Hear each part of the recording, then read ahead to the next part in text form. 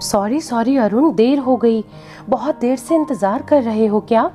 सीढ़ी से उतरकर कार में बैठते ही अंजू ने पूछा। अरुण ने जवाब दिए बिना गाड़ी स्टार्ट करके आगे बढ़ा दी। कुछ देर मौन के बाद अंजू ने ही चुप्पी तोड़ी। वो क्या है ना अरुण, एकदम से निकलने के समय में ही बॉस आ गए और काम के बारे में कुछ पूछताछ करने लगे। अरे तो एक फोन ही कर देती, एक मैसेज तो कम से कम कर सकती थी ना। अब क्या है ना अरुण, बॉस के सामने पर्स से फोन निकालकर क्या मैं तुम्हें कॉल करती? इस बार अंजू की आवाज भी थोड़ी सख्त थी। अरे माँ जी, आपने भी अभी तक चाय नहीं पी?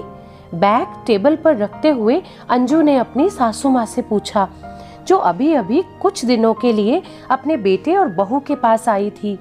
नहीं बहू, चाय का मजा तो सबके साथ मिलकर पीने से ही आता है। क्यों अरुण? माँ जी ने अरुण की तरफ देखकर कहा। अरुण के चेहरे पर देर होने की नाराजगी साफ झलक रही थी।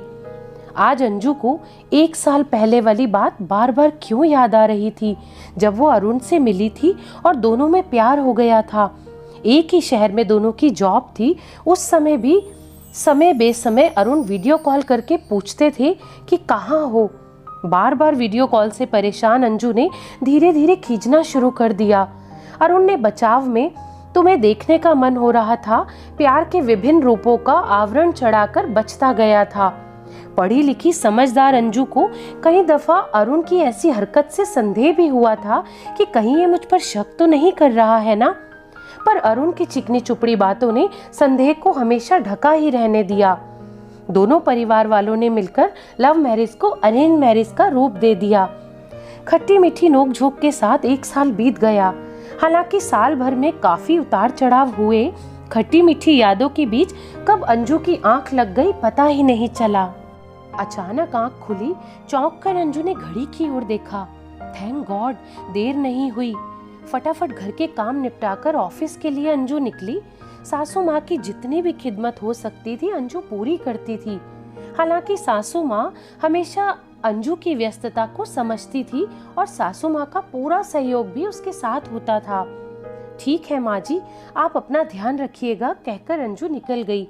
जाते जाते उसने अरुण और सासू माँ को अवगत करा दिया था कि आज ऑफिस में उसे देर हो सकती है।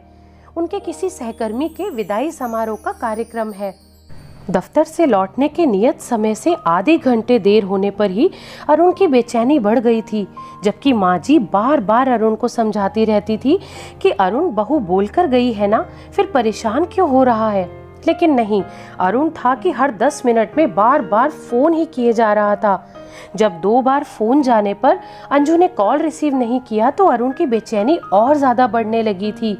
अचानक मोबाइल की घंटी बजी। अरुण ने झट से फोन उठाया और बिना कुछ सुने ही वो खुद ही बोलता गया, आ गई घर की याद, हो गई तुम्हारी पार्टी खत्म। न जाने उसने कितने ताने सुनाए। 1 मिनट सुनोगे अरुण मेरी बात?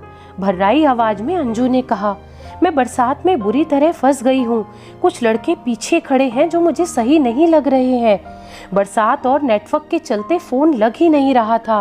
प्लीज तुम मुझे लेने आ जाओ। 1 मिनट रुको, मैं वीडियो कॉल करता हूँ। क्या वीडियो कॉल? पागल हो गए हो क्या? क्या जानना चाहते हो तुम? क्या मैं झूठ बोल रही हूँ? आखिर तुम चाहते क्या हो अरुण? भैया, ऑटो खाली है क्या? तुम रहने दो अरुण, ऑटो मिल गया है, मैं घर आ जाऊंगी। ऑटो में बैठते ही अंजू ने आज निर्णय कर लिया कि बहुत हो गया। अब ऐसे आदमी के साथ निभा पाना बहुत मुश्किल है, जिसे मुझ पर विश्वास ही नहीं है। अलग रहने में ही भलाई है। पूरा मन बनाकर आज अंजू अपना फैसला सुनाना चाहती थी। लीजिए भैया पैसे। ऑटो वाले को पैसे देकर जैसे ही उसने कमरे में प्रवेश करना चाहा, उसे अपनी सासू माँ की आवाज सुनाई दी। वो फोन पर किसी से बात कर रही थी। क्या बताऊं बहन, मेरी बहू तो बहुत अच्छी है, समझदार है, लेकिन मेरा बेटा ही नासमझ है। कभी कभी तो अरुण का स्वभाव मुझे भी समझ में नहीं आता है। सनकी की तरह व्यवहार करता है। प्यार करना, चिंता करना, परवाह करना तो समझ में आता है, लेकिन अति किसी भी चीज की बुरी होती है। माना जिंदगी में उसने धोखा खाया है, पर उसका ये मतलब थोड़े ही ना है कि वो अपना विवेक ही खो दे। अरे आ गई बहू, चलो अब अरुण की चिंता खत्म हुई। माँ जी, आपसे मुझे कुछ पूछना है। आज अंजू ने सपाट शब्दों में सीधे सीधे सासू माँ से ही सवाल किया। अरुण के साथ क्या धोखा हुआ था? अब सासू माँ को समझते देर नहीं लगी कि अंजू ने फोन वाली सारी बातें सुन ली है।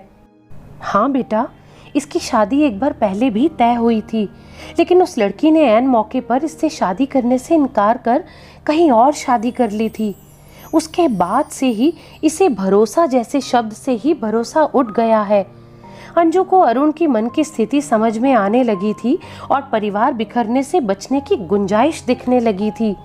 धीरे धीरे बात कर, मनोचिकित्सक से संपर्क कर और प्यार और विश्वास से परिस्थिति अनुकूल बनाकर अंजू और सासू माँ ने मिलकर पूरी नकारात्मकता निकाल अरुण के मस्तिष्क में सकारात्मकता भरने में सफल होकर उसे डिप्रेशन से बाहर निकाला और एक बार फिर एक बिखरता परिवार संवरकर खुशहाल हो गया।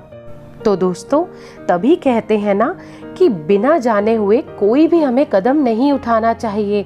आप सोचिए, अगर अंजू गुस्से में कोई भी कदम उठा लेती बिना सारी बात जाने, बिना अरुण का अतीत जाने, तो क्या आज उसकी शादी बचती? इस कहानी के बारे में आपकी क्या राय है? कमेंट करके ज़रूर बताइएगा। और अगर ये कहानी आपको पसंद आई हो तो प्लीज़ लाइक ज़रूर कीजिएगा और ऐसी ही दिल को छू लेने वाली और प्रेरणादायक कहानियाँ सुनने के लिए इस चैनल को सब्सक्राइब करें। धन्यवाद।